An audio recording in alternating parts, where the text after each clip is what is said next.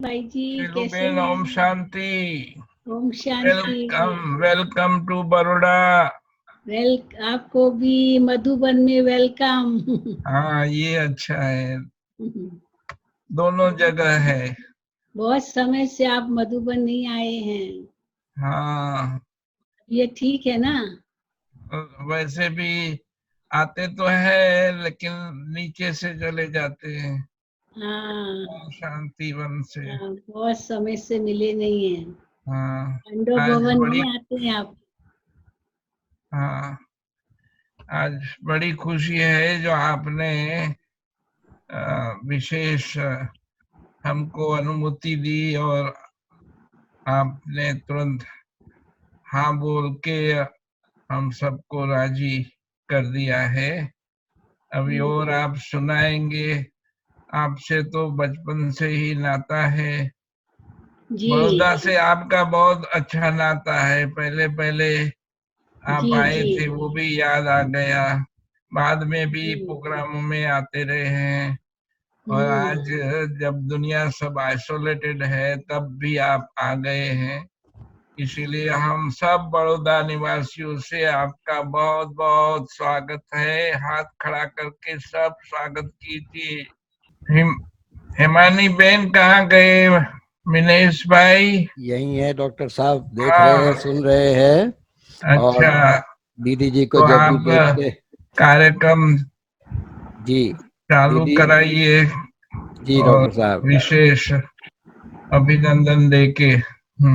जी, जब भी दीदी जी को देखते हैं और सुनते हैं तो जहन में एक ही गाना याद आता है दीदी। मधुबन के इस चमन की तुम बहार हो, परम पिता शिव के गले का हार हो। तो आप वाह, तो है वाह, ही वाह। परमात्मा के गले का हार। तो हम्म। ब्राह्मण संसार में ऐसी कोई आत्मा नहीं जो आपको न जानती हो, आपको सुनने न चाहती हो, आपको पर्सनली मिलना न चाहती हो। तो आज इस कारेली बाग की बगिया के चैतन्य फूलों का ये सौभाग्य है कि स्वयं दीदी जी आपको पर्सनली अपने जीवन का अनुभव सुनाने, शेयर करने आए हैं। तो सभी कारेली बाग के चैतन्य फूलों की ओर से दीदी जी आपका स्वागत है, स्वागत है, स्वागत है। समय ज़्यादा नहीं लूँगा, लेकिन कल एक छोटी सी बात हुई भाई और बहनों, और आपको बताना चाहता हूँ। दीदी ने कंफर्म किया कि टाइम 5 से 6 है ना, तो मैंने कहा आपका तो इतना अनुभव है, 1 घंटे में पूरा नहीं होने वाला। तो आप घड़ी मत देखना और पूरा सुनाना, ठीक है? आपके प्रति ऐसा मैंने दीदी को कहा है। तो दीदी आप पूरा ही सुना देना, घड़ी तो अपना काम करती ही रहेगी। ओम शांति। अभी देखो मीटिंग सारी फुल हो गई है। एक्यूरेट 5 बजे सभी आ गए। अभी 75 जितने भाई बहन। क्यों नहीं? सुनाने वाला कौन है आज? हाँ, बराबर है। अनेकों को सुनाया है, सबसे दुनिया को सुनाने का शुरुआत सिलू दीदी ने किया था। जब जी पांडव भवन था तब से आ, शिविर वहां भी होती थी और फिर तो दुनिया भर में होती रही है। तो सबसे पहले सारी शिविरों को चलाने वाले, बहुत अच्छी अच्छी स्टोरी से प्यार से समझाने वाले दीदी जी अभी शुरू करेंगे। वेलकम, वेलकम और वेलकम। शुरू कीजिए। वैसे तो मैं रोज आपका कोई न कोई भाई या बहन द्वारा जो क्लासेस आपको मिलती है या हाँ, अनुभव मिलते हैं वो मैं सुनती हूँ। अच्छा। उसमें से चंद्रिका थैंक बहन का भी सुना, वेदांती बहन का भी सुना और फिर सरला बहन का भी सुना। अनेकों का सुना है मैंने और बहुत अच्छा लग रहा है कि आप कितना समय सफल कर रहे हो। सबका अनुभव सुन करके सबके कितने निकट आप आ गए हो। तो बहुत खुशी की बात है आपने ये प्रोग्राम रखा है।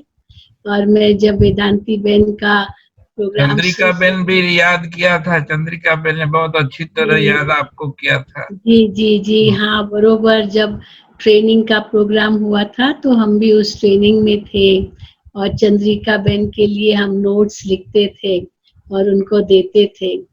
तो जब उसने ये कहा तो मुझे याद आ गया। और वेदांती बहन ने जब ये सुनाया कि हम अफ्रीका गए, लेकिन उसने मेरा नाम नहीं लिया, परंतु गई उसने कहा मैं गई। वास्तव में हम दोनों गए थे, वेदांती बहन और हम दोनों अफ्रीका गए थे 74 में। साथ में गए थे। और वो कोलाबा सेंटर पर रहती थी, मैं गामदेवी सेंटर पर रहती थी, और दोनों ने मिलकर के वहाँ क्रॉस मैदान में जो मेला हुआ था, बहुत बड़ा आयोजन हुआ था मेले का, उसमें हम दोनों ने शिविर कराई थी। वही राम भाई आए थे और कैसे उन्होंने निमंत्रण दिया और ये कहा कि एक गुजराती स्पीकिंग बहन चाहिए, एक इंग्लिश स्पीकिंग बहन चाहिए। तो मैं गामदेवी में थी, तो मैं इंग्लिश स्पीकिंग बहन और गुजराती में वेदांती बहन, वो कोलाबा में रहती थी। तो हम दोनों का प्रोग्राम दादी जी ने बनाया, और मुझे वो भी डेट याद है, 2 अक्टूबर, महात्मा गांधी का जन्मदिन, जब हम लोगों ने प्रस्थान किया मुंबई एयरपोर्ट से सीधा लुसाका के लिए। पहले नैरोबी गए थे, वहाँ एग्जीबिशन रखी थी, फिर उसके बाद लुसाका गए थे। तो वो तो बहुत ही सुंदर अनुभव रहा अफ्रीका का। लेकिन जैसे हमें कहा गया है कि मैं थोड़ा अपना अनुभव सुनाऊं, तो अनुभव तो बहुत लंबा है। मैं तो यही कहूंगी कि कैसे हमारा तो जन्म से ही जैसे बाबा के साथ हमारा संबंध रहा, क्योंकि हम जब 3 दिन के थे तभी हमारी लौकिक माता जी को ब्रह्मा बाबा का साक्षात्कार हुआ। बाबा, उसने देखा कैसे बाबा उनके सामने एक फरिश्ता रूप में खड़े हैं और ऐसे हाथ फैलाकर कह रहे हैं कि ये बच्ची मेरी है, मैं इनका पिता हूँ, आप मुझे दे दो। और मेरी लौकिक माँ ने मुझे बाबा को दे दिया। बस ये दृश्य उन्होंने देखा और उसके बाद वो फरिश्ता गुम हो गया। तो जब मेरी लौकिक माँ थोड़ी होश में आई, वो तो जैसे अर्ध निद्रा स्थिति थी उनकी, तो जैसे जागी तो उसने कहा ये कौन आया, जिसने कहा ये मेरी बच्ची है, मैं इनका पिता हूँ और मुझे दे दो। और मैंने दे दिया। तो उसी दिन मेरे लौकिक पिता का देहांत हो गया एक्सीडेंट में। तो मैंने कभी अपने पिता को देखा नहीं। उस दिन वो केवल मैं 3 दिन की थी और लौकिक पिता का वो एक्सीडेंट हुआ, और उसी दिन सुबह बाबा का साक्षात्कार मेरी मदर को हुआ। तो उसने मुझे बताया जरूर था, लेकिन ज्यादा नहीं उनको भी समझ में आया। परंतु उसके बाद हम लोग, वैसे हमारे माता पिता पाकिस्तान से आए थे। 1948 में मेरा जन्म हुआ था, तब 47 में इंडिपेंडेंस मिला था और उस समय ये कराची से आए थे और मेरा जन्म मुंबई में हुआ 48 में। लेकिन हम लोग, जो मेरी बुआ थी, फादर की सिस्टर, बड़ी बहन थी फादर की, उनके पास हम लोग रहे। वो पहले से इंडिया में आ गई थी और बाकी सब कराची से, पाकिस्तान से आए थे और रिश्तेदार। तो मैं बुआ के पास ही रही और हम अपने बुआ के घर में ही रहे, मेरी माँ और मैं पहली संतान थी। मेरी मदर तो 18 साल की थी, पिताजी 22 साल के थे और एक्सीडेंट में उनकी डेथ हो गई। लेकिन 5-6 साल बुआ के घर में रहे, फिर मेरी लौकिक माँ अपने मायके चली गई और मैं बुआ के पास ही पली हूँ।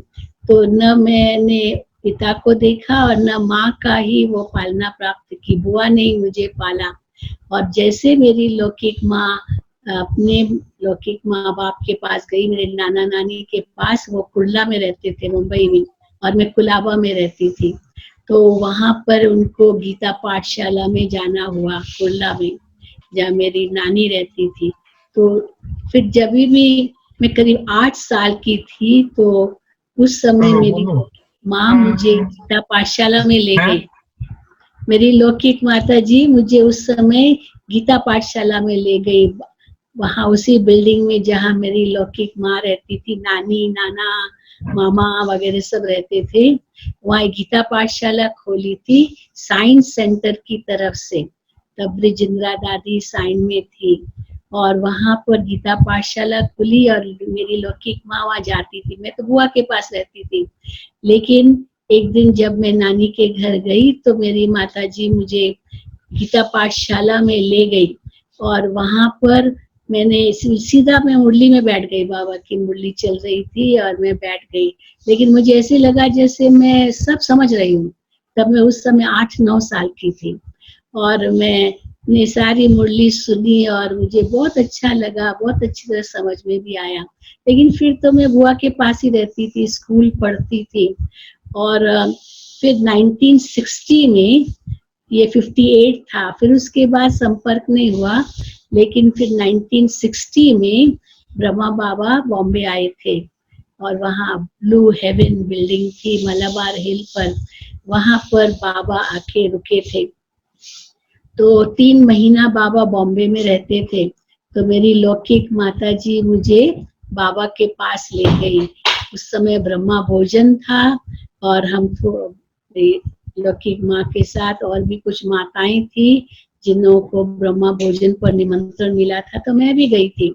तो उस समय ब्रह्मा भोजन कोई आजकल की तरह नहीं, सब मिल करके एक टेबल कुर्सी पर बैठते हैं और फिर दादी जी कहते हैं कि अभी हम सब मिलकर बाबा की याद में ब्रह्मा भोजन खाएंगे, ऐसे नहीं होता था। ब्रह्मा बाबा भी नीचे बैठते थे पट पर। और ये मुंबई का दृश्य बता रही हूँ। हम लोग करीब 50 माताएं थी हमारे साथ, मेरी मदर और उनके साथ। तो ये माता जी मुझे भी ले गई थी और हम लोग सब बैठे थे। तो उस समय जैसे भोजन परोसा गया, उसी समय बाबा एक एक को बुलाते थे और एक एक को बाबा कैसे गोद में लेते थे। और हम सभी, मैंने देखा माताएं बाबा की गोद में कैसे अपना सिर रख रही है। बाबा उनको कुछ न कुछ दृष्टि वरदान दे रहे हैं, दृष्टि दे रहे हैं। और मैं ऐसे देखा और मुख में कुछ न कुछ एक गिट्टी डाल दी। तो मैंने देखा कि एक एक बाबा के पास जा रहा है। मेरी लौकिक माँ भी गई, पर तो मुझे संकोच हो रहा था। मैं तो केवल 11 साल की थी, 11-12 साल की। तो मुझे डर लगा कि पता नहीं मुझे भी, मैं भी जा सकती हूँ या नहीं जा सकती हूँ। तो बाबा ने मुझे बुलाया। बाबा ने कहा, आओ बच्ची, आओ बच्ची, आओ। तो जैसे मुझे बाबा ने ऐसे कहा, मैं दौड़ के बाबा के पास गई और एकदम जैसे बाबा को चिपक गई। बहुत आकर्षण हुआ बाबा का। और बाबा ने मुझे उसी समय वरदान दिया कि बच्ची अपने पिता के पास वापस आ गई। ये बाबा का वरदान उस समय मुझे मिला। और मैं तो अनुभव में यही सुनाती हूँ सबको कि कई कहते हैं ना, मैंने कैसे अलौकिक जन्म लिया। तो मैं अपना अलौकिक जन्म बताती हूँ। बाबा की गोद में मेरा अलौकिक जन्म हुआ। 1960 की ये बात है। और उसके बाद फिर मधुबन आने का प्रोग्राम बना। मेरी लौकिक माता जी मुझे मधुबन में ले आई। उस समय रमेश भाई और उषा बहन जो बॉम्बे में थे, उनका कैसे गंधर्व विवाह ही कहेंगे हुआ। और बाबा ने उनको निमंत्रण दिया कि आप लोग मधुबन आओ। और पूरी पार्टी गई थी मधुबन में। उस समय वाटरलू मेंशन था बॉम्बे का सेंटर, न कुलाबा था न गामदेवी था। तो हम लोग गए थे, मधुबन आए थे। और मधुबन में थोड़े से भाई बहने थे। बाबा हम लोगों को इतना प्यार देते थे। बाबा मम्मा के संग हमने बहुत एंजॉय किया। 8 दिन हम रहे। और फिर जब वापस आने का समय था तो मुझे बिल्कुल इच्छा नहीं हुई कि मैं वापस मुंबई जाऊं। तो मुझे याद है मैं छिप गई थी, जैसे कि मैं गुम हो गई हूँ। तो बहुत ढूंढा कहाँ गई हूँ मैं, क्योंकि बाबा के पास जाके विदाई लेनी थी। बाबा गोसुन कमसुन की टोली दे रहे थे। बाबा ने, मम्मा ने सौगातें भी दी, बहुत कुछ दिया। तो बहुत खुश थे हम लोग। मुझे बहुत अच्छा लगा, सच्चा माता पिता मिल गया। तो तब तो मैं 12 साल की ही थी। तो मुझे ढूंढ लिया उन्होंने। और मैं जब बाबा के पास गई, मैंने बाबा को कहा, बाबा मुझे मुंबई नहीं जाना है। मुंबई मायावी नगरी है, क्योंकि मुंबई से ही निकली थी, वहीं जन्म हुआ था, वहीं पढ़ाई हुई थी, वहीं बाबा मिला। तो बाबा मुझे मुंबई नहीं जाना है, वो मायावी नगरी में यहीं रहूंगी बाबा आपके पास। तो बाबा ने उसी समय मुझे मेरी लौकिक माँ को कहा, कोई बात नहीं, ठीक है, ये यहीं रहेगी, यहीं पढ़ाई करेगी और आप लोग चले जाओ। अब मेरी लौकिक माँ तो डर गई, क्योंकि उसने कहा मैं तो बुआ के पास रहती थी, माँ के पास तो रहती नहीं थी। तो उसी समय कहा कैसे होगा, ये इनको तो जाना है, पढ़ाई करनी है। तब बाबा ने कहा देखो बच्ची, यहाँ है ना अच्छे स्कूल नहीं है, आप मुंबई में जाओ, वहाँ आपको बहुत पढ़ाई करनी है और बाबा आपको एक दिन विदेश भेजेगा। क्योंकि बाबा के आगे मैंने इंग्लिश में भाषण किया था, तो बाबा को बहुत अच्छा लगा। उस समय इंग्लिश में बोलने वाली कन्याएं थी कहाँ, लेकिन मैंने बाबा के आगे इंग्लिश में भाषण किया। तो बाबा ने कहा बच्ची तुम इंग्लिश में बहुत होशियार हो, बाबा आपको विदेश भेजेगा। तो बाबा आपको विदेश भेजेगा, ये बाबा ने उस समय वरदान दिया मुझे, और कहा कि आप मुंबई में जाओ, पढ़ाई अच्छी है वहाँ, और अच्छा पढ़ लिख लो, फिर बाबा आपको विदेश भेजेगा, ये बाबा ने मुझे कहा। और मैं फिर मुंबई आई और पढ़ाई भी करती रही और सेंटर पर जाती रही। उसी बीच बाबा कई बार बॉम्बे आए, क्योंकि हर साल बाबा मुंबई आते थे, एक मकान लेते थे और 3-3 महीना बाबा मुंबई में रहते थे। तो मैं पहले बाबा की मुरली सुनने जाती थी, फिर स्कूल जाती थी। तो इस प्रकार से 1964 में मैंने स्कूल पास किया, और उसके बाद कॉलेज में भी गए। 65 में मम्मा ने शरीर छोड़ा, तो वो भी हमें बहुत दुख हुआ। लेकिन फिर कैसे दादी जी वहाँ थे बॉम्बे में, तो दादी जी का बहुत मुझे प्यार मिला मुंबई में। और दादी जी हमेशा कहते थे बस आप तो बहुत अच्छी टीचर बनोगी या बहुत सेवा करोगी। आती आती बहुत प्यार करती थी दादी प्रकाश मणि को, मुंबई में रहती थी। तो फिर उसके बाद 1967 में उस समय डॉक्टर निर्मला भी मुंबई में रहती थी, और बाबा ने डॉक्टर निर्मला को कहा कि आप एक अपने पिता को कहो कि आपको एक मकान लेके दे और आप वहाँ सेंटर खोलो और कुमारियों की ट्रेनिंग करो। तो उस समय कैसे डॉक्टर निर्मला के पिताजी ने उनको एक मकान लेके दिया कांदेवली बॉम्बे में, और वहाँ कुमारियों की ट्रेनिंग रखी। 67 की बात है ये, और वहाँ मैं उस ट्रेनिंग में गई थी। तो मुझे याद है इतना अच्छा लगा मुझे, मैंने कहा मुझे आगे पढ़ना नहीं है। तब मैं केवल 18 साल की थी, इंटर साइंस पढ़ रही थी, और मुझे डिसाइड करना था मेडिकल लाइन लेनी है या इंजीनियरिंग लाइन लेनी है। तो मैंने बाबा को पत्र लिखा, ये 67 की बात है, बाबा मुझे पढ़ाई नहीं करनी आगे, मुझे बाबा की सेवा करनी है, लेकिन घर में मुझे फोर्स करे कि तुम डॉक्टर बनो, पढ़ाई करो, डॉक्टर बनो। तो मैं क्या करूं, मुझे बाबा समझ में नहीं आ रहा, मुझे बाबा की सेवा करनी है। तो बाबा ने उसी समय मुझे पत्र लिखा 67 में कि बच्ची बाबा की तुम्हारे में बहुत उम्मीद है। क्योंकि बाबा जब भी बॉम्बे आते थे, मैं बाबा के आगे कुछ न कुछ लेक्चर देती थी, कविता सुनाती थी, कुछ न कुछ करती थी, तो बाबा मुझे अच्छी तरह जानते थे। तो बाबा ने मुझे पत्र लिखा कि बच्ची तुम बाबा चाहेंगे कि तुम रूहानी डॉक्टर बन करके विश्व की सेवा करो, बाबा ये चाहेंगे आपसे। तो रूहानी डॉक्टर बनो, माना आप लौकिक पढ़ाई डॉक्टरी की नहीं पढ़ो, बाबा की सेवा में लगो। तो मैंने कहा मुझे डॉक्टर नहीं बनना है, मुझे पढ़ाई नहीं करनी है, मुझे तो बाबा की सेवा करनी है। लेकिन मेरी बुआ का बहुत बंधन था मुझे, वो मुझे सेंटर पर भी नहीं जाने देते, मैं छिप छिप कर जाती थी सेंटर पर। लेकिन बाबा ने मुझे ये वरदान तो दे दिया तुम रूहानी डॉक्टर बनो। तो ये लक्ष्य था कि मैं अभी बाबा की सेवा में लगूं। तो मैंने दादी प्रकाश मणि को कहा दादी मुझे बाबा के घर में रहना, मुझे समर्पित होना है। लेकिन दादी कहती थी घर से चिट्ठी लाओ, चिट्ठी जब तक नहीं मिलेगी कैसे मैं आपको समर्पित करूंगी। तो अब घर से तो चिट्ठी मिलने वाली नहीं, और सेंटर पर भी रहने की छुट्टी नहीं थी, तो मुझे तो कुछ समझ में नहीं आया मैं क्या करूं। उस समय डॉक्टर निर्मला ने मुझे बहुत मदद की। दीदी निर्मला ने मुझे कहा देखो शीलू, मैंने भी अपनी मेडिकल पढ़ाई छोड़ दी और मैं भी बाबा की सेवा में लग गई हूँ।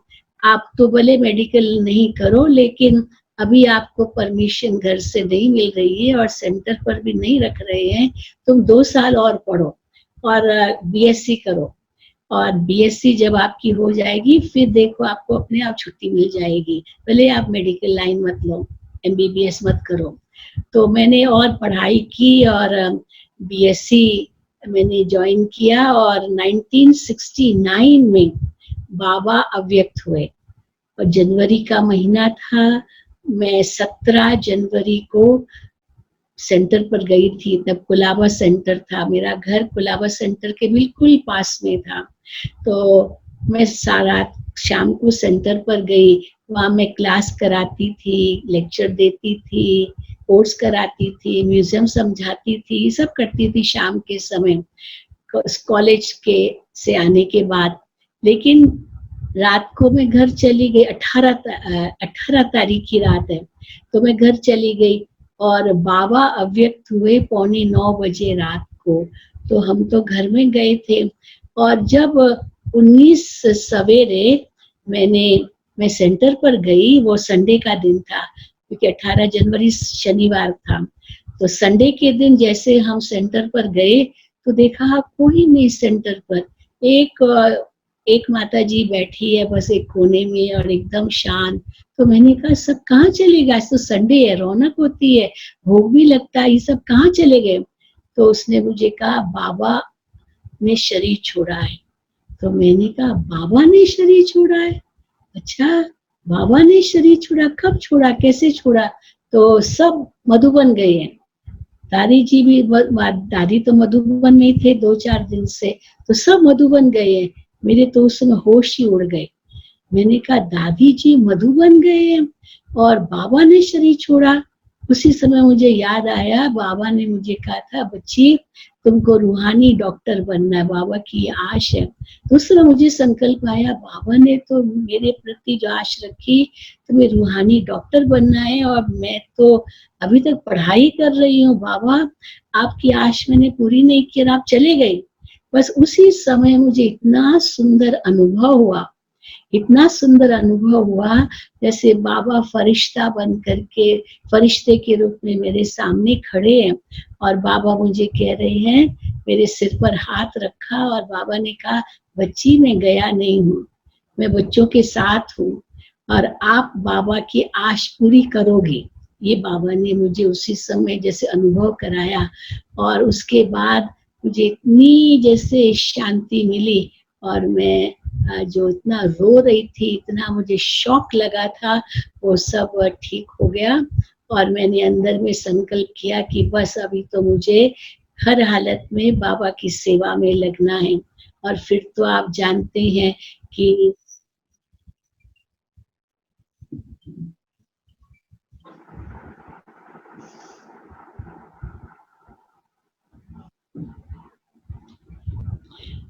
और फिर तो आप जानते हैं कि कैसे बाबा ने, अव्यक्त बाप दादा ने ये कहा कि अभी यहाँ कुमारियों की ट्रेनिंग रखो, भाइयों की, बहनों की, युगलों की बट्टियां रखो। तो मधुबन में बट्टियां शुरू हो गई और जो पहली ट्रेनिंग थी जिसमें कुमारियों को बुलाया था, जो अलग अलग स्थानों में, जो कॉलेजेस में जाती थी, पढ़ाई करती थी, उनकी ट्रेनिंग रखी थी। तो मैं भी उस ट्रेनिंग में मधुबन में आई थी और कैसे उस समय चंद्रिका बहन उसी ट्रेनिंग में थी और आशा बहन जो ORC के हैं, आरती बहन इंदौर के, मुन्नी बहन भी उसी में थे और भी कई बहनें थी जो उस ट्रेनिंग में थी। हम लोग 30 कुमारियां थी और कैसे एक एक ने यही संकल्प किया कि मुझे बाबा की सेवा पर जाना है। तो जैसे चंद्रिका बहन फर्स्ट आई थी, उस समय आशा बहन, वो चंद्रिका बहन तो मॉनिटर थी और आशा बहन उनकी असिस्टेंट थी और मैं जो थी नर्स थी उस समय उस ट्रेनिंग में। और जो भी अगर कोई बीमार होती थी तो उनके लिए खिचड़ी पका के देना या जो कुछ भी दवाई दिलाना या जो कुछ भी जरूरत होती थी, एक नर्स की तरह मैं कुमारियों की सेवा करती रही। तो मेरा फिर तीसरा नंबर आया, मैं थर्ड आई थी, चंद्रिका बहन फर्स्ट आई थी। वो तो उसने अनुभव सुनाया और वो भी मैंने सुना, बहुत अच्छा लगा। और फिर तो ट्रेनिंग हमारी पूरी हुई तो कहा कि अभी आपको 1 महीने की, बाबा ने कहा कि 1 महीने की प्रैक्टिकल ट्रेनिंग करने जाना है, तभी नंबर मिलेंगे। तो मैंने अंदर में संकल्प किया मैं राजकोट जाऊंगी, क्योंकि राजकोट में मेरी लौकिक नानी रहती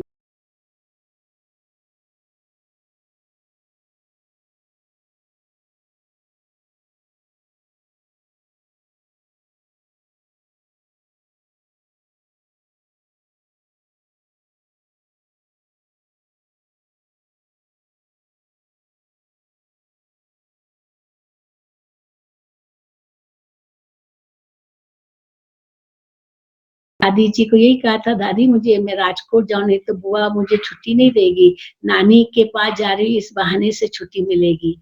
तो दादी ने मुझे भारती बहन के साथ राजकोट भेजा और नया सेंटर उस समय था, स्थापित हुआ।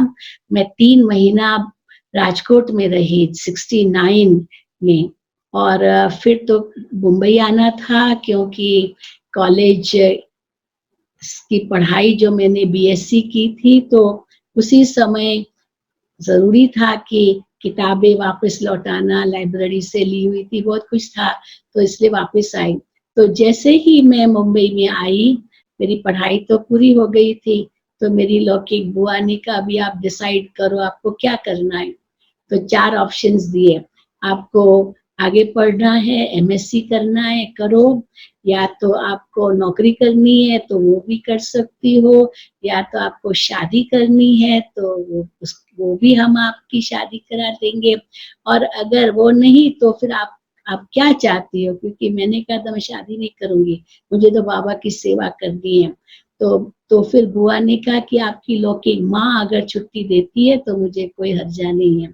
तो लौकिक माँ ने मुझे छुट्टी दी, और मैं 69 में दिसंबर का महीना था, और मैं कुलाबा सेंटर पर ही जाती थी, तो मैं फिर कुलाबा सेंटर पर आई, और वहाँ ही दादी पुष्प शांता थी उस समय, तो उनके पास रही।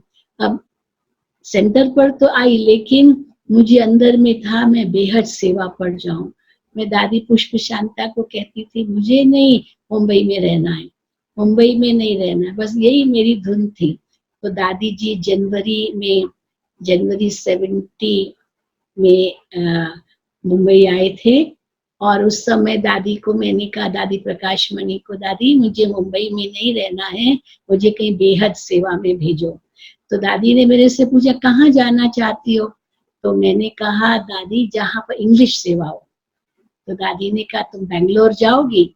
मैंने कहा, जी दादी, आप जहाँ मुझे भेजेंगे बेंगलोर जाऊंगी। तो मैं बेंगलोर गई, वहां पर 1 साल रही। थोड़ी बहुत इंग्लिश सेवा थी, लेकिन कन्नड़ा भाषा की जरूर वहाँ डिमांड बहुत थी, तो थोड़ी थोड़ी कन्नड़ा भी मैं सीख गई थी 1 साल में। और उसके बाद फिर मैं मधुबन में आई, और मधुबन में आने के बाद 5:30 का गीत बज रहा है, कोई बात नहीं। तो मैं मधुबन में आई, और फिर दादी जी ने मुझे कहा, क्योंकि 71 में बेंगलोर में थी, और 71 में जब मैं बेंगलोर से मधुबन आई, तो तो दादी जी ने मुझे कहा कि अभी आप काठमांडू जाओ, नेपाल जाओ, क्योंकि नेपाल में काठमांडू में बहुत बड़ी एग्जीबिशन लगी थी। राज बहन वहाँ थे, और राज बहन ने डिमांड किया था इंग्लिश हैंड्स चाहिए, क्योंकि उस समय विदेशी बहुत काठमांडू जाते थे। उस समय हिप्पी एज था, हिप्पी लोग, ड्रग्स वहाँ बहुत मिलती होती, तो इंग्लिश की सेवा के लिए इंग्लिश हैंड्स चाहिए। तो दादी जी ने मुझे कहा, तुम अभी बेंगलोर मत जाओ, अभी तुम काठमांडू जाओ। तो 71 में मैं काठमांडू गई, और काठमांडू में मैं 1 साल रही। फिर 72 में वापस आई मधुबन पार्टी लेकर के काठमांडू से। 1 साल काठमांडू में रहकर वहाँ मैंने नेपाली भाषा भी सीख ली, बेंगलोर में कन्नड़ा भाषा सीख ली। फिर जब मधुबन आई वापस 1972 में, उस समय दादी जी ने मुझे कहा, अभी तुम हैदराबाद जाओ, क्योंकि कुलदीप बहन जो हैदराबाद में है, उनके लौकिक माता पिता को बाबा ने कहा हुआ था, आप हैदराबाद में सेंटर खोलो। वो आर्मी में थे, और आर्मी से रिटायर होने के बाद उनको कहीं बाबा का सेंटर खोलना था, तो हैदराबाद में बाबा ने उनको साकार में कहा था। तो 72 में उन्होंने हैदराबाद में सेंटर खोला। दादी जी ने मुझे कहा, वहाँ उनको इंग्लिश हैंड की जरूरत है, आप वहाँ जाओ। तो फिर मैं 72 में हैदराबाद में आई, और 73 में हैदराबाद में आई, काठमांडू 1 साल रहकर। और हैदराबाद में मैं करीब 1 साल रही। उस समय कुलदीप बहन जी तो छोटे थे, और उनको दादी जानकी ने बुलाया था अपने पास पूना में। ये 73 की बात है। तो पूना में ट्रेनिंग लेने के लिए कुलदीप बहन हैदराबाद से पूना गई थी दादी जानकी के पास, और मुझे हैदराबाद में रखा। तो मैं वहाँ लगभग 1 साल रही थी हैदराबाद में। और वहां से जब मैं मधुबन गई तो दादी जी ने कहा अभी आपको मधुबन, आपको अभी हैदराबाद नहीं जाना, आपको विदेश जाना है। नहीं, आपको बॉम्बे में जाना है, क्योंकि वहाँ मेला हो रहा था 74 में और मुझे मेले के लिए जाना था। तो मैं गामदेवी सेंटर पर रही और उसी समय वेदांती बेन कुलाबा सेंटर पर थी। तब दोनों ने मिलकर के 74 में क्रॉस मैदान में बहुत बड़ा मेला हुआ था, और उसमें जिसमें राम भाई आए थे और अफ्रीका का निमंत्रण मिला। तो दादी जी ने तो मुझे बॉम्बे इसलिए भी भेजा था कि पासपोर्ट बनाओ। हांगकांग जाने का प्रोग्राम था, सावित्री दादी थी हांगकांग में, उन्होंने वहाँ सेंटर खोला था। उनको इंग्लिश, हिंदी, सिंधी स्पीकिंग बहन की जरूरत थी, और मैं तीनों भाषाएं जानती हूँ, इंग्लिश, हिंदी, सिंधी। तो हांगकांग के लिए तैयारी करनी थी, तो दादी ने मुझे पासपोर्ट बनाने लिए बॉम्बे भेजा। तो देखो ड्रामा अनुसार हांगकांग के बजाय मैं अफ्रीका चली गई, और वेदांती बहन और हमने दोनों ने मिलके बहुत सेवा की। राम भाई हम लोगों को दौड़ाते थे, कितने देशों में दौड़ाया हम दोनों बहनों को, और कहाँ कहाँ बाबा की सेवा कराई। सचमुच वो तो वंडरफुल आत्मा थी। और फिर हम लोग मॉरिशस में आए, और मॉरिशस में तो इतनी सेवा बात मत पूछो। जो एकदम से राम भाई ने कहा यहाँ सेंटर खोल देंगे, एक मकान ले लिया, 3 महीने के लिए किराया भी दे दिया। और 75 में फिर दादी जी ने मुझे कहा कि आप अभी मॉरिशस जाओ और वेदांती बहन अफ्रीका में सेवा करेगी। तो 75 में मैं अफ्रीका से मॉरिशस आई, थोड़ा समय अफ्रीका में सेवा की, और मॉरिशस में खूब सेवा हुई। 2 बहनों को दादी ने भेजा मॉरिशस, तो हम तीनों ने मिलके बहुत सेवा की। 75 दिसंबर में 30 भाई बहनों की पार्टी लेकर मैं मधुबन आई थी। 75 दिसंबर में इतने सब भाई बहने खुश हुए, जो बात मत पूछो। 30 भाई बहने विदेश से, मॉरिशस से भारत में आए हैं और बाबा के घर में। तो बहुत खुशी हुई। दीदी दादी ने बहुत प्यार किया हमें। तो मुझे अच्छी तरह याद है, वो सारे जो मॉरिशस के भाई बहने थे उस समय थे तो सब ओरिजिनल हिंदू ही। वो उनके जो 4 फादर्स थे वो सब भारत के ही मॉरिशस में गए थे। तो वो यही कहते थे कि मॉरिशस तो हमारा मदरलैंड है, लेकिन भारत हमारा फादरलैंड है, हमारे पूर्वज भारत के हैं। तो हमको ये कहा कि आप हमको पूरा भारत के तीर्थ दिखाओ। तो मैं 30 भाई बहनों को लेकर के पूरे तीर्थों पर गई थी, हरिद्वार, ऋषिकेश, बनारस, पता नहीं कहाँ कहाँ हम गए थे उनको लेकर के। और फिर हम वापस गए मॉरिशस। फिर 76 में तब तक बहुत सेवाएं विदेशों में बढ़ गई थी, और हमें भी विदेश की सेवा का अनुभव हो चुका था। तो 76 में जून में यहाँ पर टीचर्स की बट्टी रखी थी मधुबन में, तो दादी जी ने हम लोगों को भी निमंत्रण दिया। तो हम 76 जून में मॉरिशस से मधुबन आए थे उस बट्टी के लिए।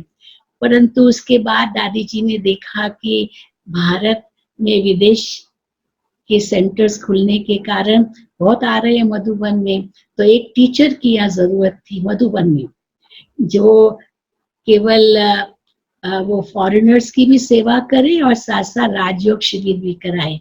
अब ये दोनों अनुभव मुझे थे। तो दादी जी ने मुझे कहा कि अभी आपको विदेश नहीं भेजेंगे, अभी आपको मधुबन में रह करके राजयोग शिविर करानी है और विदेशियों की सेवा करनी है। तो तब से 1976 से मैं मधुबन में ही हूँ और बाबा की ये सेवा कर रही हूँ। और आप देख रहे हैं कैसे देश विदेश के भाई बहने मधुबन आते हैं, तो ये बहुत सुंदर अनुभव है। लेकिन भाई जी कल मुझे कह रहे थे कि आप वो अनुभव सुनाओ जब हम विदेश जाने के लिए छुट्टी ले रहे थे। तो वेदांती बेन और हम दोनों मधुबन में आए थे बाबा से छुट्टी लेने के लिए, अबेक बाप दादा से। तो पहली बार विदेश जा रहे थे, तो मुझे तो अंदर बहुत डर लग रहा था, पता नहीं विदेश क्या होता है, कैसा होता है। काठमांडू का तो अनुभव था ही, पर वो भी भारत जैसा ही है, परंतु ये तो अफ्रीका जाना बहुत बड़ी बात लगी मुझे। तो मैंने अब एक बाप दादा से ये प्रश्न किया, बाबा आप हमको इतना दूर तो भेज रहे हो, लेकिन बाबा वहाँ क्या सेवा करेंगे हम, क्या सेवा हमें करनी है? तो बाबा ने बहुत सुंदर जवाब दिया। बाबा ने कहा, बच्चे वहां पर धरनी तैयार है, आपको केवल बीज डालना है, ये बाबा ने पहले कहा। तो फिर मैंने कहा, बाबा आप इतना दूर हमें भेज रहे हो, तो बाबा हम मैं अंदर में थोड़ी घबरा रही थी। तब बाबा ने मुझे कहा कि आपको कौन भेज रहा है? तो मैंने कहा बाबा भेज रहे हैं। तो बाबा ने कहा, अगर बाबा भेज रहे हैं तो जिम्मेदार कौन है? तो मैंने कहा बाबा जिम्मेदार है। फिर बाबा ने कहा, अगर बाबा जिम्मेदार है तो आपको क्यों डर लग रहा है, आपको क्यों फिक्र है? तो मैं उसी समय बिल्कुल शांत हो गई और एकदम बाबा की इतनी मुझे शक्ति मिली और मैं एकदम निश्चिंत हो गई, मानो ये उस समय की बात है। तो फिर जब 76 के बाद हम मधुबन में वापस लौट आए और यहाँ ही सेवा हुई, तो 2-3 साल तो कहीं भी नहीं गई मैं, बाबा के यही मधुबन में ही रही। लेकिन उसके बाद थोड़ा संकल्प आया, एक संकल्प, क्योंकि इतने साल विदेश में रही, इतनी कंट्रीज में घूमे, क्या नहीं सेवाएं किया। यहाँ तो लिमिटेड हो गई मधुबन में, केवल एक प्रकार की सेवा शिविर कराना है या विदेशियों की सेवा करनी है। तो मुझे थोड़ा संकल्प जरूर आया कि क्या कभी मैं बाहर नहीं जाऊंगी। तो जरूर ये संकल्प मेरा बाबा के पास पहुंचा होगा। तो एक दिन अब एक बाप दादा से जब मिलना हुआ, तो बाबा ने मेरे से पूछा, बच्ची तुम कौन सी गंगा हो? तो मैंने कहा बाबा मैं ज्ञान गंगा हूँ। तो बाबा ने कहा ज्ञान गंगाएं तो सभी है, आप विशेष कौन सी गंगा हो? तो मैंने कहा मैं बहती गंगा हूँ। तो बाबा ने कहा नहीं, बहती गंगाएं तो वो है जो सेंटरों पर रहती है, आप तो मधुबन में रहती हो, तो आप कौन सी गंगा हो? अब ये तीसरे प्रकार की गंगा तो मुझे मालूम नहीं था जवाब, तो मैं चुप हो गई। तो बाबा ने मुझे उसी समय कहा, आप हर की पौड़ी की गंगा हो। जैसे हरिद्वार में हर की पौड़ी है, जहाँ पर कई साधु संत महात्माएं भी जाते हैं, वहां पर डुबकी लगाते हैं। तो वह सारी दुनिया जाती हर की पौड़ी पर जब हरिद्वार में मेला लगता है। तो बाबा ने मुझे कहा, आप हर की पौड़ी की गंगा हो, सारी दुनिया तुम्हारे पास आएगी, तुम्हारे में स्नान करेगी, है ना? तो वो गंगा हो, हर की पौड़ी की गंगा। तो बड़ा नशा चढ़ गया मुझे, वाह मैं तो, हाँ बाबा ने मुझे कितना सुंदर वरदान दिया। तो मुझे बिल्कुल संकल्प ही नहीं आया कि मुझे कहीं बाहर भी जाना है। लेकिन ड्रामा अनुसार देखो कैसे बाबा हमें भेजते रहे, हर साल भेजते रहे, कहाँ न कहाँ हम जाते ही रहे। विदेशों में भी कई बार जाना हुआ, हर साल हम विदेश में कहीं न कहीं जाते ही रहते हैं, लगभग 80 देशों में, और वो भी कई बार भ्रमण कर चुके हर साल। तो वो तो बाबा ने बहुत सेवा कराई है, और मधुबन में भी आते हैं बच्चे, तो बाबा सेवा करवाते हैं। लेकिन एक विशेष सेवा हम विशेष वर्णन करना चाहेंगे कि जिससे टीवी की सेवाएं शुरू हुई।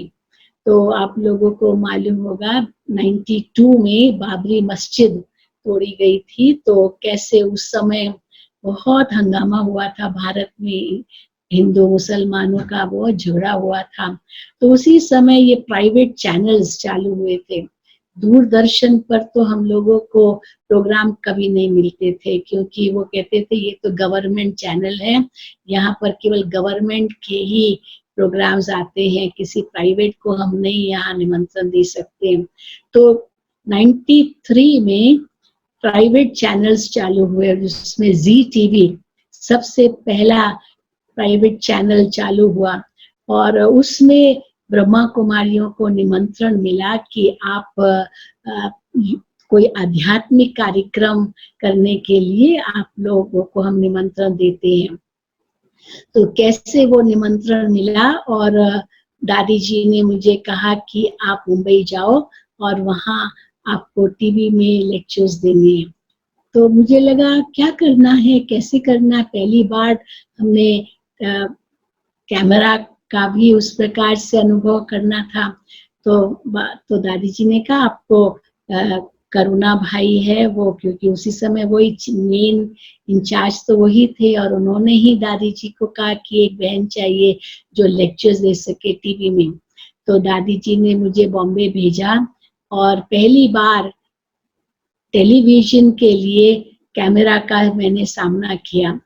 तो मुझे बहुत सुंदर वो दृश्य मुझे याद है कि कैसे वो कैमरामैन जो था स्टूडियो के अंदर, वो मुझे कहे कि आप इस कैमरा में देखो, ये जो कैमरा की लेंस है ना, इसमें लाखों आंख को देख रही है, बस वो आप देखो, क्योंकि सामने कोई भी व्यक्ति नहीं, एक व्यक्ति भी नहीं, बस वो खाली कैमरामैन है।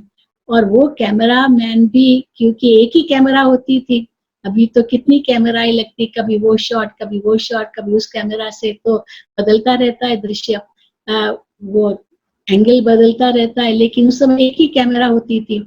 और एक जैसे ट्रेन की पट्टी होती है ना, पटरी वैसे थी। तो वो जो कैमरामैन होता था वो बैठता था और जैसे ट्रेन की पटरी पर चलते हैं ट्रेन, वैसे वो चलाता था और कहता था कि आपको यही देखना है, जहां ये कैमरा घूमती है वहीं आपको देखना है। अब उधर जाए तो मुझे वहां देखना है, घूम घूम करके वहां आए तो वहां देखना है, जहां कैमरा वहां मुझे मेरा सिर घुमाना है। तो बड़ा विचित्र लगा, मैंने कैसे कैसे होगा। फिर वो याद भी करना मुझे बोलना क्या है।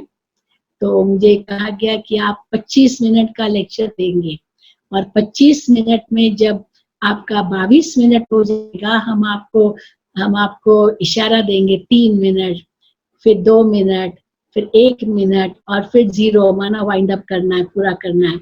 अब मैं तो वही देखती रही कि पता नहीं 3 मिनट कब बोलेगा, मेरे 25 मिनट कब होंगे। तो पहला अनुभव बड़ा विचित्र अनुभव था, लेकिन मैंने बाबा पर छोड़ दिया, बाबा आपको क्या कराना है, क्योंकि उन्होंने कहा कि आपको ऐसा लेक्चर देना है जो सबके लिए हो, किसी धर्म विशेष के लिए नहीं हो, किसी विशेष जाति के लिए नहीं हो, किसी विशेष संस्था के लिए नहीं हो, कोई विशेष धर्म के लिए नहीं हो, वरना किसी विशेष देश के लिए नहीं हो, लेकिन समाज के लिए, ताकि समाज में शांति आ जाए। बस इस प्रकार से आपको 25 मिनट बोलना है। तो उस समय ये वैल्यू एजुकेशन, जो एजुकेशन विंग में हम कराते हैं, वो भी कुछ नहीं था, कोई भी ऐसे वो भी ये नहीं थे जो विंग्स है, इस प्रकार भी कुछ नहीं था। लेकिन जब मुझे कहा गया कि आपको मूल्यों पर बोलना है, जीवन मूल्यों पर बोलना है, तो मैंने सबसे पहले शब्द चुना शांति। और कैसे बाबा ने मुझसे कहलवाया मैं नहीं जानती, कैसे कहलवाया, क्या कहलवाया वो भी मैं नहीं जानती, बस बाबा ही जैसे जुबान पर बैठ करके जैसे बोलते गए। लेकिन ये कैसे टीवी के निमंत्रण मिले, ये भी एक बाबा का वरदान था। वो उसके कुछ साल, 1 साल पहले की बात होगी, हैदराबाद में प्रोग्राम हुआ, वहां हम गए थे। तो वहां केवी के राजू, उन्होंने निमंत्रण दिया था। ये 93 की बात है, 92, 93 में, तो उन्होंने निमंत्रण दिया था। तो उस समय हम वहां पर गए थे, लेकिन उसके लिए भी ये बाबा से कैसे हमको वरदान मिला। तो वो ग्रुप को हम मधुबन में लेकर आए थे, केवी के राजू, जो नागार्जुना फर्टिलाइजर्स का जहाँ सेंटर है हैदराबाद में, उन्होंने पहले हमको निमंत्रण दिया और हम वहां पर गए थे। और उनका पूरा ग्रुप एग्जीक्यूटिव्स का मधुबन में आया था, और वो इंग्लिश जानते थे, तो इंग्लिश में मैं ट्रांसलेशन कर रही थी। तो सबको बाबा ने वरदान दिया, और मेरा तो लास्ट टर्न था। तो मुझे लगा बाबा मुझे केवल टोली देंगे, क्योंकि बाबा ने सबको वरदान तो दे दिया। करीब 12 वहाँ के एग्जीक्यूटिव्स थे जो आए थे। तो जब पूरा हुआ तो मेरा टर्न आया, तो बाबा ने मेरा हाथ पकड़ा और टोली मुझे पकड़ाई और जोर से हाथ पकड़ा, और बाबा ने कहा कि ज्ञान की वीणा बजाने सरस्वती आपकी जुबान पर है। ये बाबा का मुझे वरदान मिला। अभी टीवी के प्रोग्राम कोई नहीं थे, ये तो केवल सेवाएं हो रही थी, और मधुबन से हम जाते थे। तो ज्ञान की वीणा बजाने वाली सरस्वती आपकी जुबान पर है, बस यही कहा बाबा ने। और बहुत मीठी दृष्टि दी और टोली दी। तो जब पूरा हुआ तो मैं बहुत संकल्प करने लगी, ऐसा बाबा ने क्या वरदान दे दिया कि ज्ञान की वीणा बजाने वाली सरस्वती आपकी जुबान पर है, तो बाबा को मुझसे क्या कराना है, क्या सेवा करानी है। पर दो बातें मैंने बुद्धि में जरूर आई धारण की। पहली बात, तो अगर सरस्वती ज्ञान की वीणा बजाने वाली मेरी जुबान पर है, तो इस जुबान से अज्ञान की बातें, लौकिक बातें, ये सब नहीं निकलनी चाहिए। केवल बाबा का ज्ञान ही इस जुबान से, इस मुख से निकलना चाहिए। यही बुद्धि में था, ये अंदर की पक्की धारणा थी। और ये भी अंदर में निश्चय था कि बाबा जरूर मुझसे कोई बड़ी सेवा कराएंगे। तो बाबा बड़ी सेवा कराएंगे, इसलिए इतना बड़ा वरदान दे दिया, पहले से तैयार कर लिया बाबा ने। बस उसके बाद ये टीवी के लेक्चर्स का निमंत्रण मिला।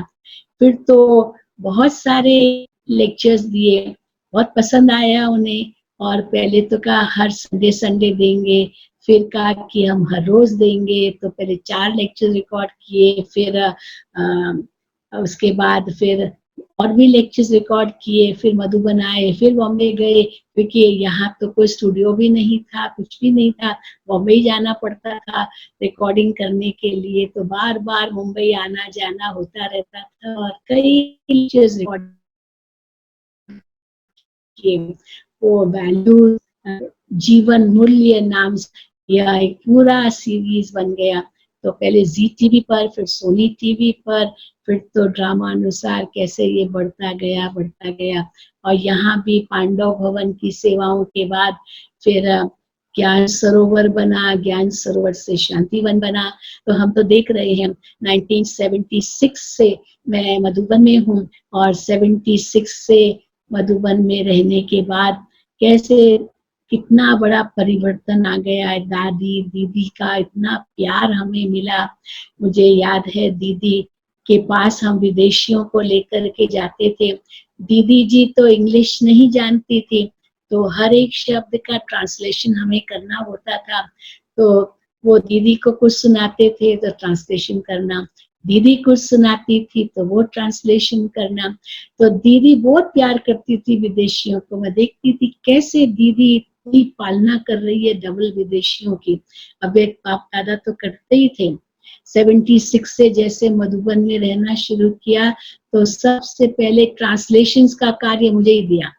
उसके पहले कुछ फॉरेनर्स आते थे तो निर्वैर भाई ट्रांसलेशन करते थे, दादा आनंद किशोर थे, वो ट्रांसलेशन करते थे। तो 76 के बाद मैंने ट्रांसलेशंस करने का ये भार संभाला, और देखो अब तक बाबा का ये कार्य चलता ही रहता है। तो दीदी से विदेशियों को बहुत सुंदर पालना मिली। पर तो दीदी कैसे हंसाती थी, अच्छी तरह मुझे याद है।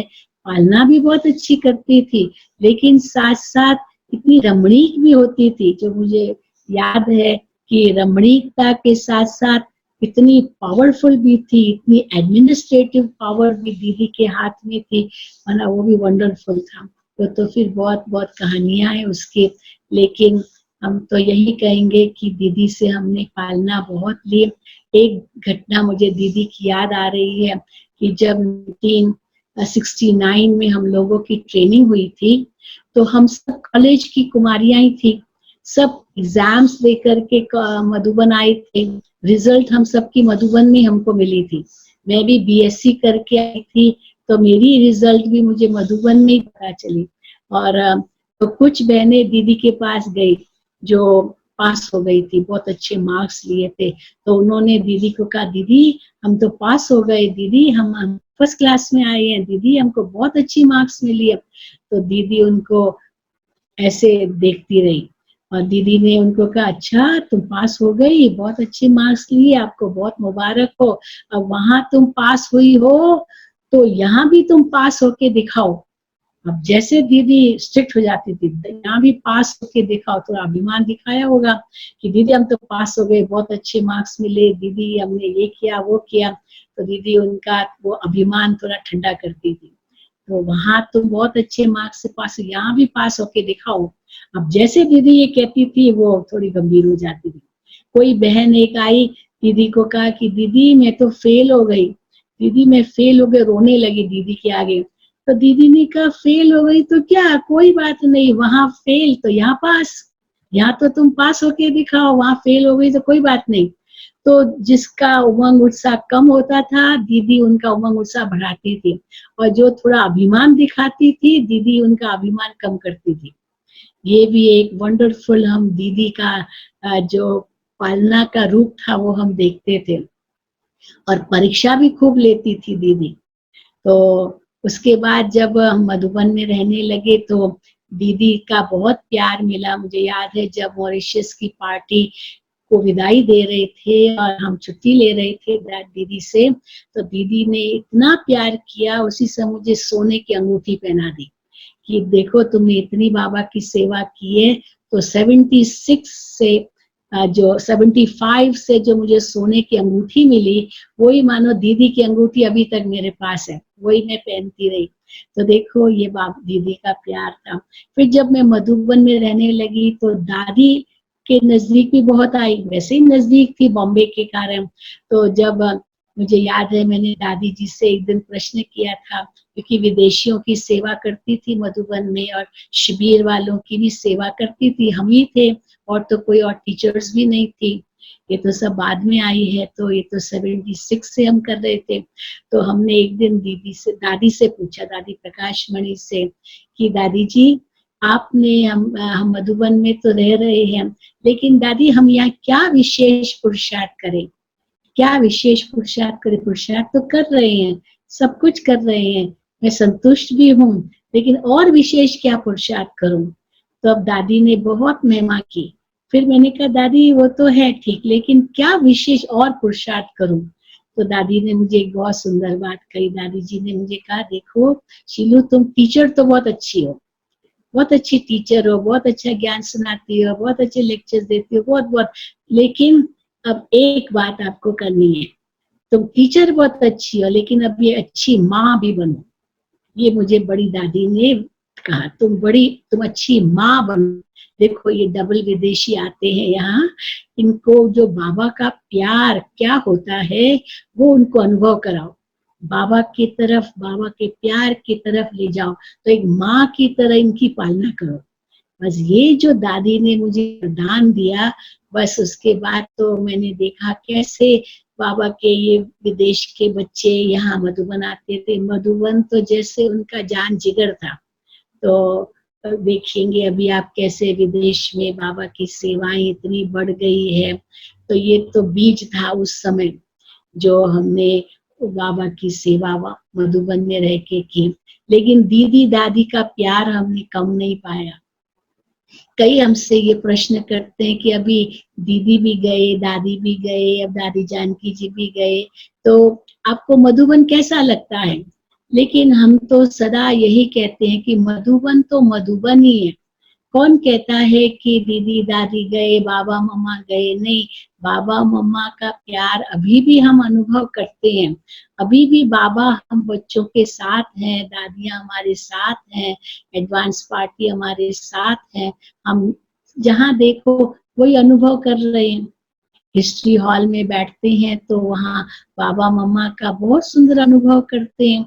वहाँ हिस्ट्री हॉल के बाहर सब आदि रत्नों के फोटो लगे हुए हैं, तो वो भी देखते रहते हैं, क्योंकि एक एक जो आदि रत्न है उनसे हमने थोड़ी कुछ न कुछ पालना ली है, क्योंकि 1960 से ज्ञान में सब आदि रत्न उस समय थे और मुंबई में आते रहते थे, तो एक एक से हमने पालना ली है। तो ये भी एक कितना प्यार इन दादियों से हमें मिला है। हम स्कूल जाते थे और स्कूल के बाद पहले सेंटर आते थे अपनी स्कूल यूनिफॉर्म में, और स्कूल यूनिफॉर्म में सेंटर आते थे, मुरली सुनते थे, फिर स्कूल जाते थे। तो इसके लिए भी कितना प्यार मिलता था दादियों का कि अरे शीलू तुम वही हो जो स्कूल यूनिफॉर्म में सेंटर पर आती थी। तो कैसे बाबा की लगन इतनी थी, और भले विघ्न आए, समस्याएं आई, ये तो कोई बड़ी बात नहीं है, लेकिन बाबा ने कैसे पार किया और आज हम यहाँ स्थिति में हैं जो सारी दुनिया मधुबन के लिए तरस रही है। तो मधुबन मधुबन मधुबन अभी भी देखो विदेशों में बहुत सुंदर रिट्रीट्स कर रहे हैं, और उसमें क्या रिट्रीट कर रहे हैं, मधुबन एक्सपीरियंस, मधुबन एक्सपीरियंस। तो मधुबन तो हर एक के आंखों में है, नस नस में है।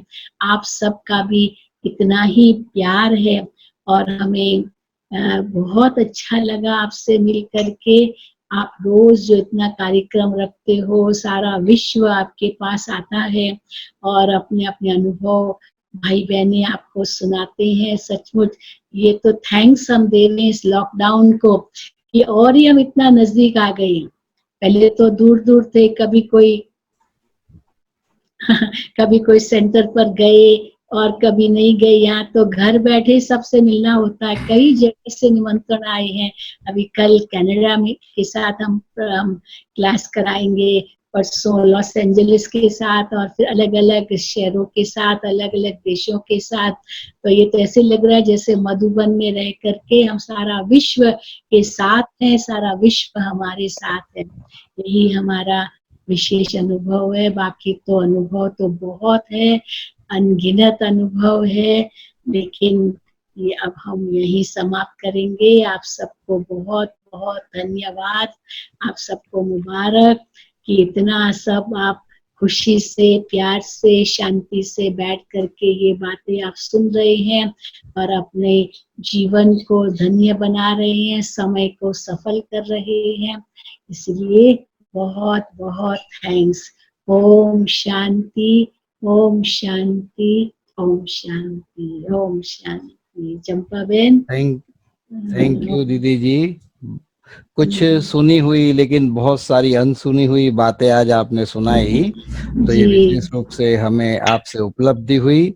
जो चाहते थे वो आपने हम सबको दिया, खूब बांटा, इसलिए हाँ, देखो हम बैठे भी कहाँ हैं पता है, दादी जानकी जी के कुर्सी पर। अच्छा, इंद्रप्रस्थ में दादी जानकी जी की कुर्सी पर बैठी हूँ और आपके सामने उपस्थित हूँ। सामने शांति स्तंभ है और बाबा का ये सुंदर वातावरण। यहाँ तो लाइट की कमी है क्योंकि एक ही ट्यूबलाइट है, लेकिन फिर भी बहुत अच्छा लग रहा है।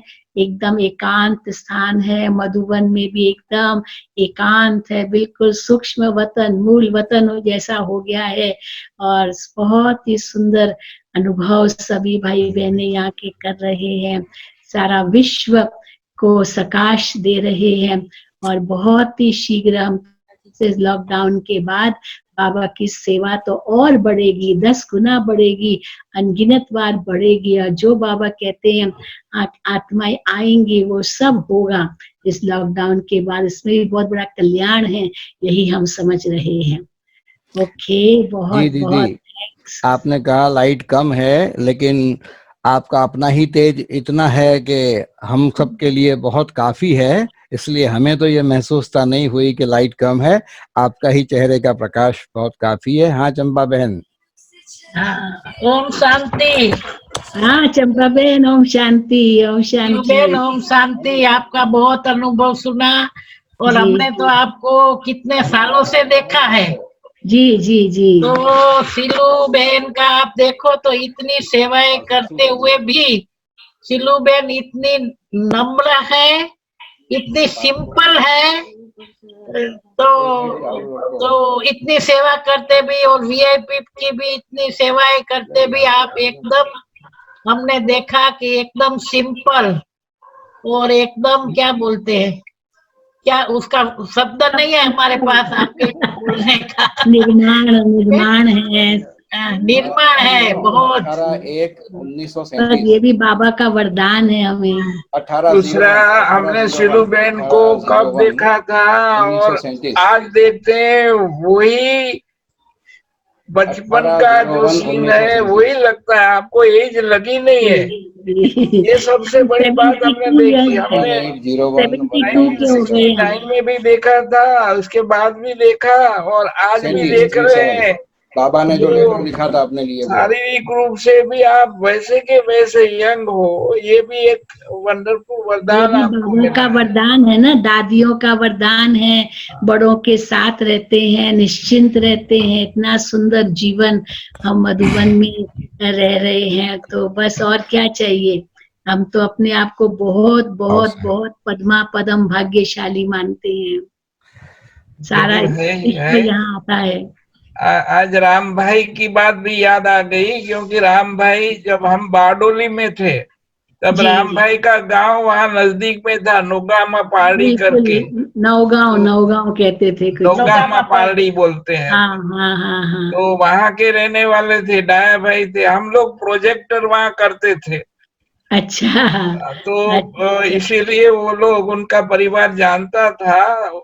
जब जी रमेश भाई और उषा बेन वहाँ गए ने पहली विदेश यात्रा पर, जी तब राम भाई ने कहा कि हमारे यहाँ भी एक डॉक्टर है, वो प्रोजेक्टर करते हैं।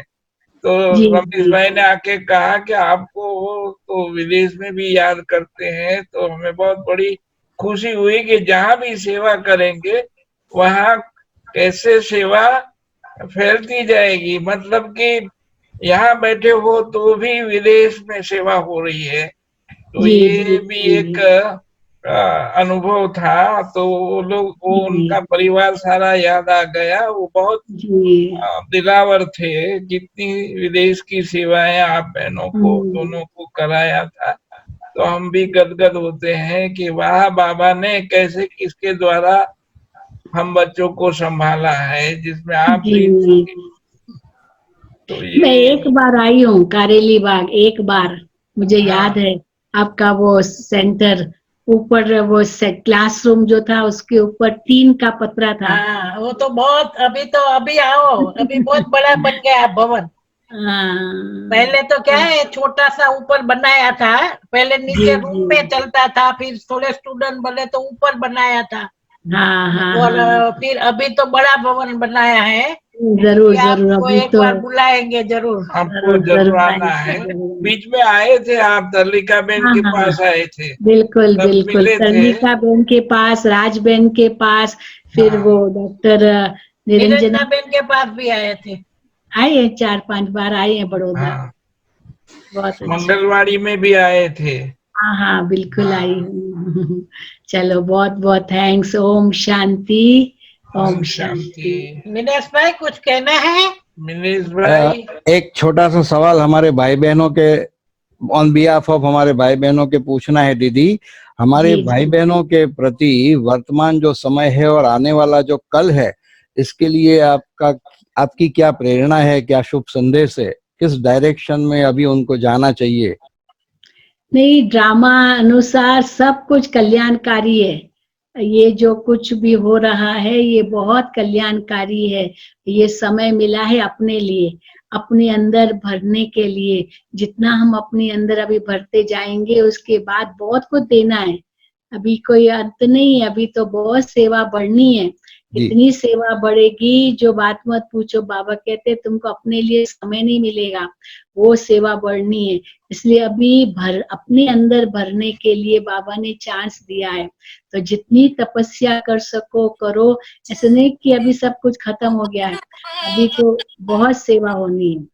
और फिर जब अंत होगा फिर तो साक्षात्कार का पाठ खुल जाएगा। और जी साक्षात्कार का पाठ एक बार खुला तो सबकी जो रिजल्ट है वो आउट होगी। जी अभी भी पुरुषार्थ का भी अपने आप को भरने का समय है, बस इस पर हम पूरा ध्यान दें। बस और कुछ नहीं सोचना है। अभी बाबा की सेवा बहुत बाकी है।